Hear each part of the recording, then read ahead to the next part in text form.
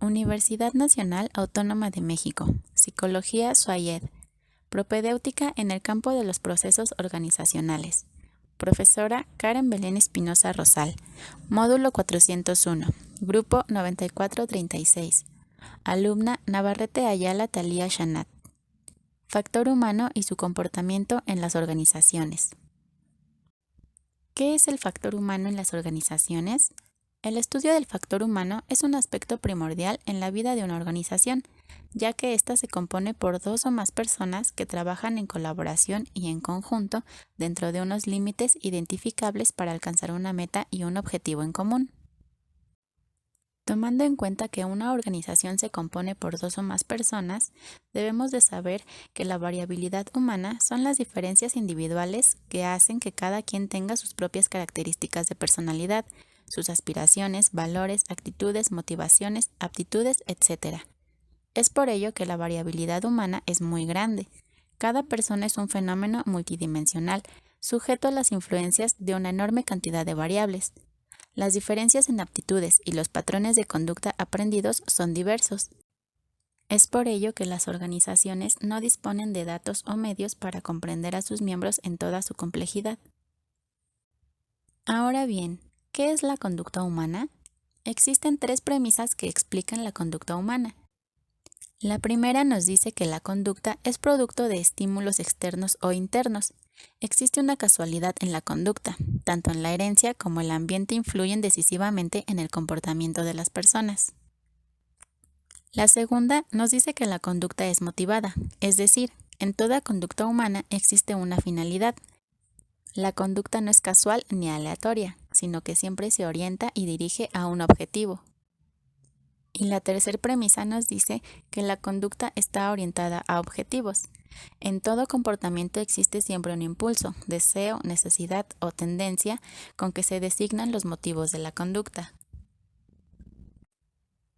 Ahora veremos lo que son las teorías cognoscitivas.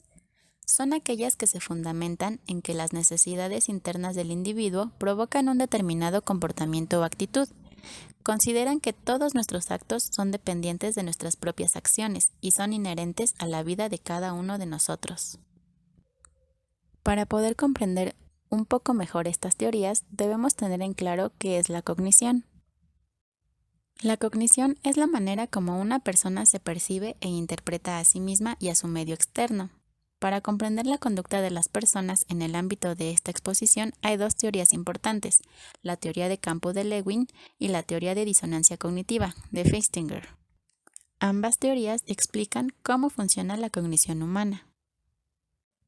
Teoría de campo de Lewin. Esta teoría asegura que la conducta humana depende de dos factores fundamentales.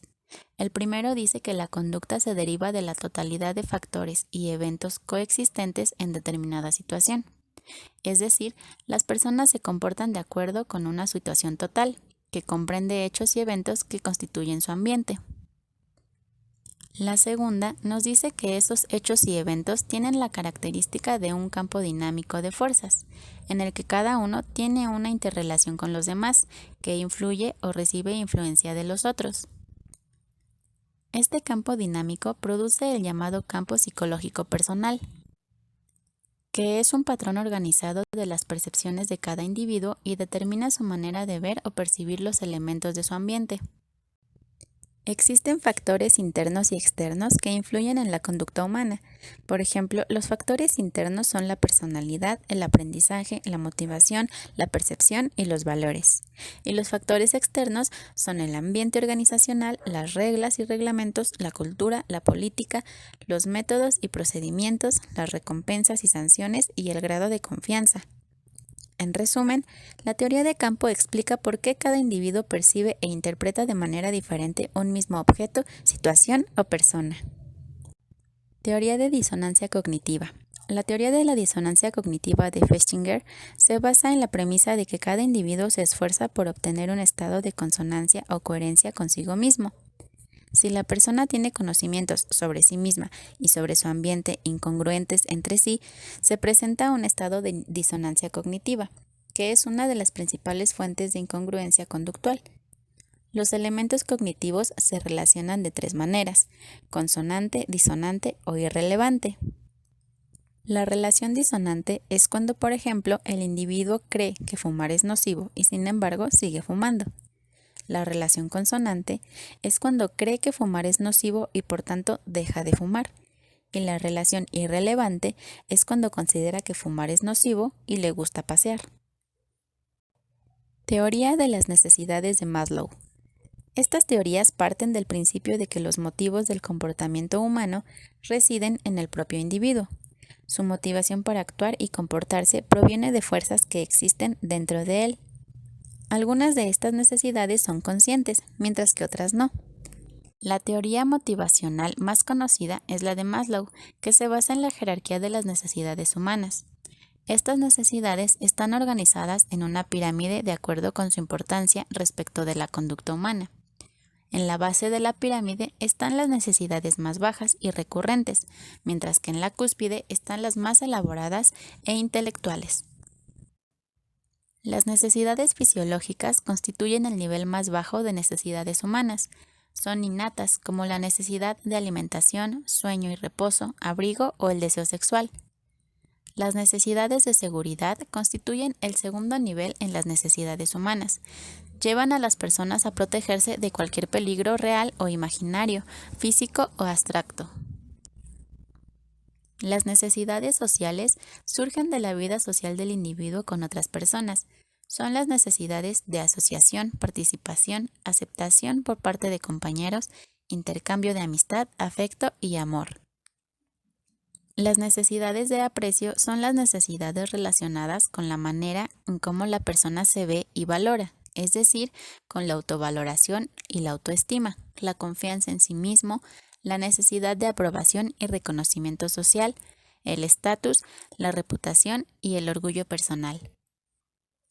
Y por último están las necesidades de autorrealización, que son las necesidades humanas más elevadas y se encuentran en lo más alto de la jerarquía. Estas motivan al individuo a emplear su propio potencial y a desarrollarse continuamente a lo largo de su vida. Teoría de los dos factores de Herzberg.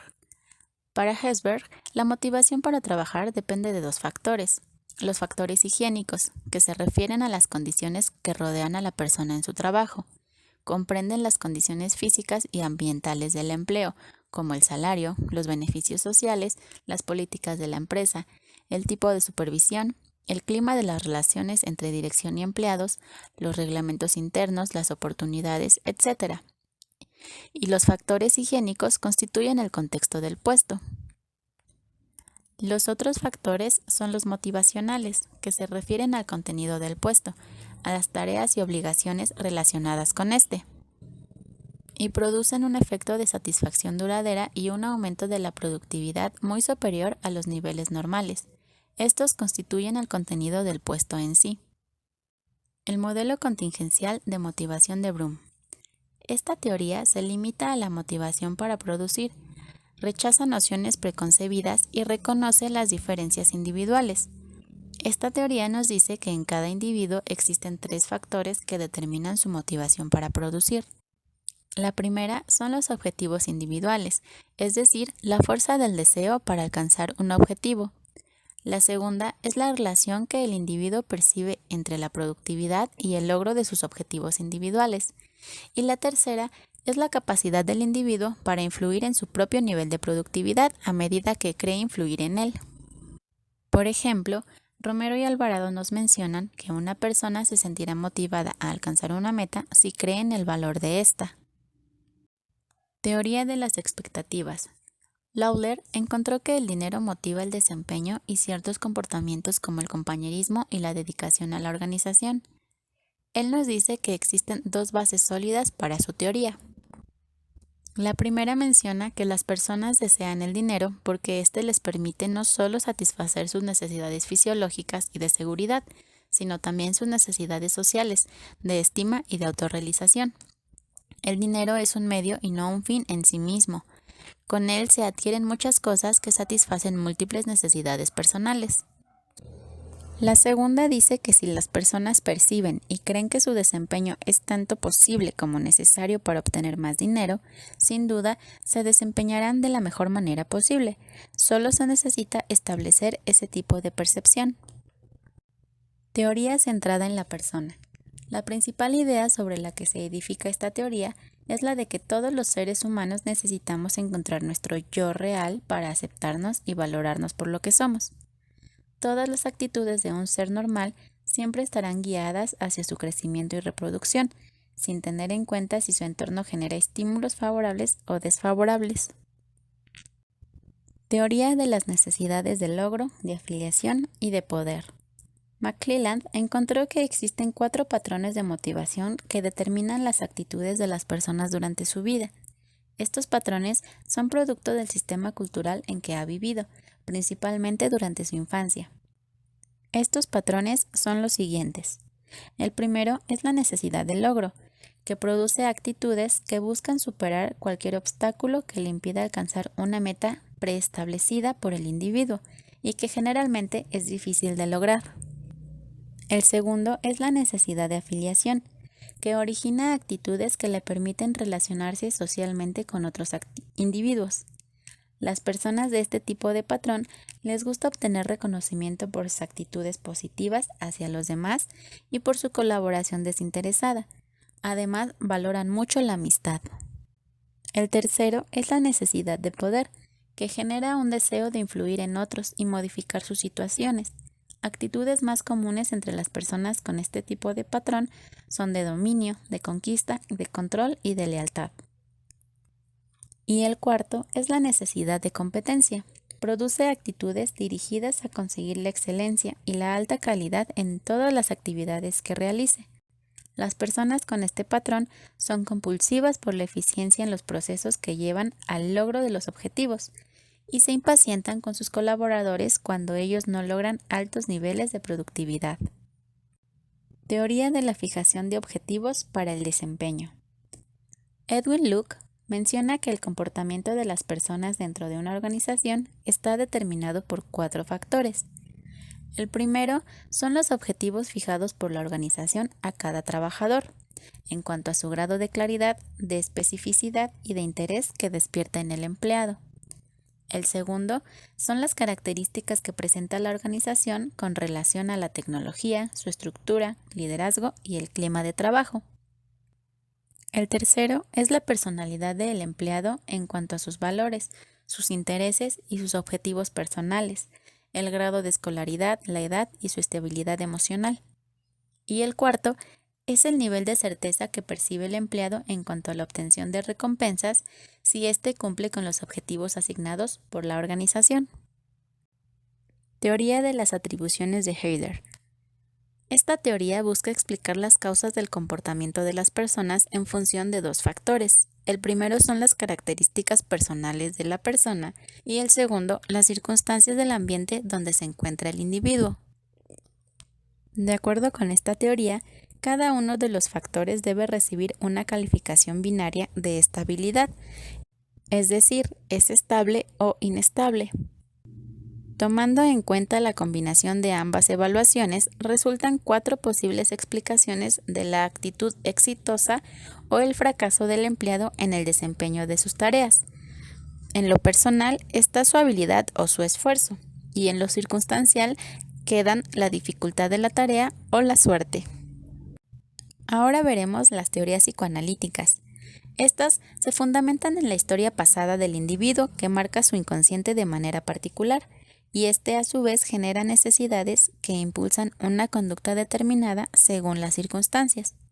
Dentro de esta categoría encontramos los siguientes enfoques. El primero es la escuela psicoanalítica freudiana. Sigmund Freud, a través de la observación clínica de pacientes que manifestaban un comportamiento anormal, construyó un paradigma que presentaba los impulsos biológicos inconscientes de naturaleza sexual como el principal factor de influencia sobre la conducta humana.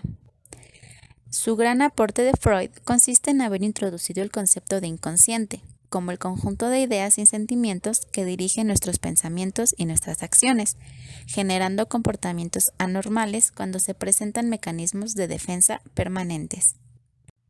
También está la teoría de Erikson sobre el desarrollo psicosocial. Erikson consideró que durante toda la vida de un ser humano se presentaban 8 situaciones de crisis, y de la manera en que el individuo las resuelva o no, dependen las actitudes y conductas de éste. La primera crisis es la de la confianza básica contra la desconfianza básica, que se da del nacimiento hasta los 18 meses. Esta se trata de que cuando al niño se le da un cuidado constante que satisfaga sus necesidades básicas y lo haga sentir seguro y confortable, éste podrá resolver con éxito una crisis, lo cual le permitirá al individuo valorar a los demás y determinar en quién confiar y en quién no. La segunda es la autonomía contra vergüenza y duda, que se da de los 18 meses a los 3 años. En esta etapa se debe proveer al niño de un adecuado nivel de control, de tal manera que se le permite explorar su entorno, permitiéndole conocer hasta dónde llega su autonomía y cuáles son sus limitaciones. La tercera es la iniciativa contra culpa, y se da de los 3 años hasta los 6. Se debe promover al niño para que aprenda a regular su poder que impulsa iniciativas y a determinar su responsabilidad por acciones incorrectas, sin que el sentido de culpa sea excesivo. La cuarta es la laboriosidad contra inferioridad. Se da de los 6 años hasta los 12. De esta crisis, el niño debe salir manejando los conceptos de productividad y competencia, de acuerdo a los conocimientos de éste, y se debe evitar que el niño se sienta inferior frente a sus compañeros. La quinta es la identidad contra la confusión de roles, que se da durante la adolescencia. Durante esta época, la tarea más importante del individuo es resolver a la pregunta ¿quién soy yo?, puesto que se generan muchos cambios. La sexta es la intimidad contra aislamiento, que se da en el adulto joven. La lucha por no perder su ego frente al deseo de compartir una relación más íntima con otro individuo es la característica de esta crisis. La séptima crisis es la generatividad contra estancamiento, que se da en la madurez. Después de los 40 años, el individuo demuestra mucho interés por guiar y enseñar a la siguiente generación de individuos, pasando su propia experiencia a otros más jóvenes. Y la última crisis es la integridad del yo contra la desesperación, que se da en la vejez. Las personas mayores deben aprender a aceptar la vida que se ha llevado, sin remordimientos por lo que podían haber hecho y no lo hicieron. Según este enfoque, todos los seres nos vemos enfrentados a resolver en forma equilibrada cada una de estas crisis, de tal manera que nuestros comportamientos sean lo más normales dentro del contexto cultural y la época en que se vive. La escuela kleiniana. Para Melanie Klein, el comportamiento humano es el resultado de la definición del conflicto primario entre las buenas y las malas experiencias tempranas entre el niño y el pecho de su madre o sustituto. En el desarrollo del infante se presentan 2 etapas fundamentales según el modelo de Klein. La primera etapa es la fase persecutoria, en donde el niño desarrolla estrategias de defensa contra la angustia de perder el pecho de la madre, lo que lo llevaría a la muerte. De otro lado, desarrolla elementos de afirmación e integración a la vida y sentimientos de amor y felicidad cuando el pecho le suministra una alimentación placentera. La segunda etapa es una fase que denomina depresiva, en donde el niño se da cuenta que el buen y el mal pecho son uno mismo, y que él ha estado amando y odiando la misma cosa. Ahora revisaremos un poco sobre las teorías conductistas. Estas teorías presentan a la conducta como una consecuencia externa al individuo. Dentro de esta categoría se encuentran las siguientes teorías. La primera teoría es la del condicionamiento clásico de Pavlov. Esta menciona que la persona aprende a responder a un estímulo previamente neutro, cuando éste es asociado repetidamente con un estímulo incondicionado. El condicionamiento clásico tiene 3 fases. La primera es la fase anterior al condicionamiento, en la cual el estímulo incondicionado produce la respuesta incondicionada automáticamente. La segunda fase es la del condicionamiento, en la cual el estímulo incondicionado es asociado con el estímulo neutro. Y la tercera fase es la fase después del condicionamiento, en la cual el estímulo neutro es ahora el estímulo condicionado y produce una respuesta condicionada, la cual es similar a la respuesta incondicionada producida inicialmente. Teoría del condicionamiento operante de Thorndike y Skinner. Este tipo de aprendizaje, un individuo da una respuesta accidental que es recompensada, es decir, es el reforzamiento, por lo cual el individuo la repite. Si esta respuesta no es recompensada, lo más probable es que se extinga. Si se emplea castigo en vez de recompensa, las respuestas se anularían. En otras palabras, Skinner presentó la manera en que un comportamiento afecta el ambiente para producir alguna consecuencia. Si esta consecuencia es favorable, la posibilidad de que el comportamiento se repita es alta. Teoría del aprendizaje latente de Blodgett. En esta teoría, Blodgett realizó un experimento con ratas para concluir que un individuo aprende de sus experiencias, pero que su aprendizaje no lo demuestra mientras no encuentre una motivación para hacerlo. Contrario totalmente a las teorías pasadas en donde se niega toda posibilidad al ser vivo de participar en la elección de su comportamiento. Por otro lado, el medio ambiente juega un papel importante en la construcción de las actitudes de las personas, pero cada una de ellas desarrolla su propia capacidad para comprender su entorno y tomar iniciativas con relación a lo que debe o no debe hacer. Edward Tolman recogió las experiencias de Blodgett y estudió las reacciones estímulo-respuesta en el aprendizaje de las ratas, concluyendo que entre el estímulo y la respuesta se desarrolla un proceso en el cerebro que le permite aceptar o rechazar estímulos. Teoría del aprendizaje social. Albert Bandura fue quien desarrolló esta teoría, la cual se fundamenta en la idea de que los seres humanos imitamos conductas y comportamientos que ocurren en situaciones específicas de ciertas personas que por algún motivo admiramos. Él identificó 4 pasos en el proceso del aprendizaje social. El primero es el percibir el comportamiento del modelo en una situación específica. El segundo es recordar el comportamiento del modelo cuando se presente una situación similar. El tercero es estar motivado para actuar igual al recuerdo. Y el cuarto es convertir en acción ese recuerdo. Por último, es importante señalar que, en el paradigma administrativo, aún no existe suficiente teoría e investigación consistente que nos diga cuál es la mejor forma de instruir a los trabajadores para que alcancen las metas organizacionales que les han sido asignadas y que además estén satisfechos con su trabajo. Sin duda, el factor humano es indispensable para el crecimiento y desarrollo de una organización y debe verse como el recurso más importante de ella. Por lo tanto, el factor humano debe estar motivado por los recursos que necesita para desarrollarse de manera plena y eficaz.